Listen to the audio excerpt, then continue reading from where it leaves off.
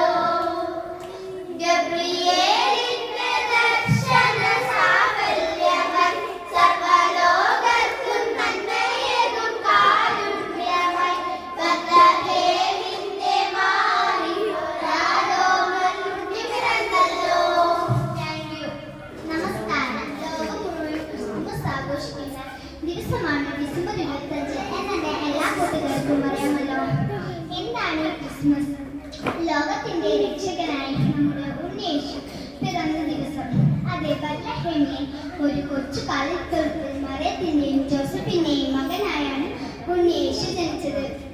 ദൈവം തന്റെ സ്വന്തം പുത്രനെയാണ് നമ്മുടെ രക്ഷയ്ക്കായി ഭൂമിയിലേക്ക് അയച്ചത്. അതുകൊണ്ട് തന്നെയാണ് ആ പുണ്യദിനത്തിന്റെ ഓർമ്മയ്ക്കായി ഓരോ ക്രിസ്തുമസും നക്ഷത്രങ്ങൾ തെളിയിച്ചും പുൽക്കൂടൊരുക്കിയും ക്രിസ്തുമസ് ട്രീകൾ ഒരുക്കിയും കേക്ക് മുറിച്ചും നമ്മൾ ആഘോഷിക്കുന്നത്. വെളുത്ത നീണ്ട താടിയും കണ്ണടയും വെച്ച് മുഖത്ത് നല്ലൊരു പുഞ്ചിരിയുമായി കൈനിറിയ സമ്മാനമായി വരുന്ന സാന്താക്ലോസ് അപ്പൂപ്പനും ക്രിസ്തുമസ് കാലത്തെ മറക്കാനാവാത്ത കാഴ്ചകളാണ്. ദൈവപുത്രൻ കാണിച്ചു തന്ന നല്ല വഴികളിലൂടെ പരസ്പരം സ്നേഹിച്ചും സഹായിച്ചും നന്മകൾ ചെയ്തും മുന്നേറാം. നന്ദി, നമസ്കാരം. നമസ്കാരം. വിശപ്പ് സഹിച്ചാണ് പട്ടാളത്തിന്റെ നാം എന്ത് സമൃദ്ധിയിലാണ് ജീവിക്കുന്നത്? അവർക്ക് ഇഷ്ടമുള്ള ഭക്ഷണവും വസ്ത്രവും ആവശ്യത്തിന് അവർക്ക് ലഭിക്കുന്നു. എന്നാൽ ഇതൊട്ടും ലഭിക്കാത്ത കുറെ കുഞ്ഞുങ്ങൾ നമ്മൾ ചുറ്റുപാടും ജീവിക്കുന്നു. അങ്ങനെയുള്ള ഒരു ബാലന്റെ കഥയാണ് ഞാനിവിടെ പറയാൻ പോകുന്നത്. എന്റെ കഥയുടെ പേരെന്താണെന്നറിയോ? ആഗ്രഹം. ഒരു ദത്തത്തെ ഒരു കൊച്ചു ഗ്രാമത്തിൽ ആലമേന ഒരു കൊച്ചു കുതിരയിൽ ഒരു ബാലൻ ജീവിച്ചിരുന്നു. അവന്റെ പേരാണ് കുട്ടൻ.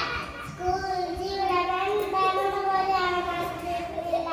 കഷ്ടപ്പാടും പട്ടിണിയുമായിരുന്നു അവന്റെ കുട്ടി. അവന്റെ വിഷമങ്ങൾ അവന്റെ അമ്മ അവനൊരു സർക്കാർ സ്കൂളിൽ ചേർത്തു.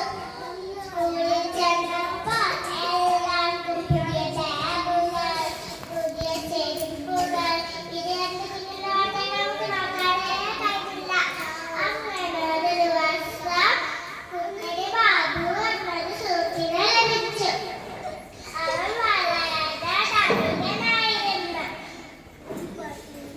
കുട്ടൻ ബാബുവിനോട് ചോദിച്ചു, "ഇന്ന് വീടാരെയാണ് ആരാണ്?" ബാബു പറഞ്ഞു, "മാളികപ്പുറമുള്ള വീട്." കുട്ടൻ അതിശയത്തോടെ ചോദിച്ചു, മാളികപ്പുറമുള്ള വീട്? അതെന്താ? ബാബു പറഞ്ഞു, "നീ അങ്ങനെയുള്ള വീടൊന്നും കണ്ടിട്ടില്ലേ? ഞാൻ നിന്നെ ഒരു ഫ്രണ്ട് വീട്ടിലേക്ക് കൊണ്ടുപോകാം." അങ്ങനെ ഒരു ദിവസം ബാബു കുട്ടനെ കൂട്ടി വീട്ടിലേക്ക് യാത്രയായി. വീട് കണ്ടത് കുട്ടത്തെ ഞെട്ടിപ്പോയി.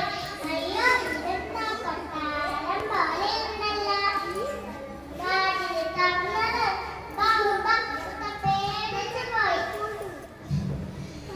അങ്ങനെ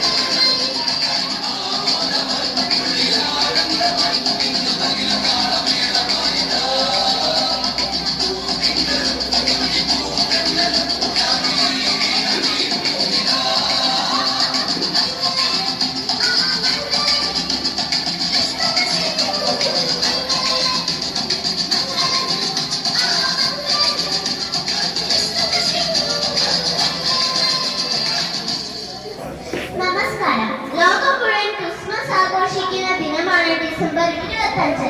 എന്റെ എല്ലാ കൂട്ടുകാർക്കും അറിയാമല്ലോ, എന്താണ് ക്രിസ്മസ്? ലോകത്തിന്റെ രക്ഷകനായ ഉണ്ണിയേശു പിറന്ന ദിവസം. അതെ, ബത്ലഹേമിലെ കൊച്ചു കാലത്തൊഴുത്തിൽ മറിയത്തിന്റെയും ജോസഫിന്റെയും മകനായിട്ടാണ് ഉണ്ണിയേശു ജനിച്ചത്. ദൈവം തന്റെ സ്വന്തം പുത്രനെയാണ് ഭൂമിയിലേക്ക് അയച്ചത്. അതുകൊണ്ട് തന്നെയാണ് ഈ പുണ്യദിനത്തിൽ ഓരോ ക്രിസ്മസും നക്ഷത്രങ്ങൾ തെളിയിച്ചും ക്രിസ്മസ് ട്രീകൾ ഒരുക്കിയും കേക്ക് മുറിച്ചും നമ്മൾ ആഘോഷിക്കുന്നത്. ദൈവപുത്രൻ കാണിച്ചു തന്ന നല്ല വഴികളിലൂടെ പരസ്പരം സ്നേഹിച്ചും സഹായിച്ചും മുന്നേറാം. എല്ലാവർക്കും എന്റെ ക്രിസ്മസ് ആശംസകൾ. ഹാപ്പി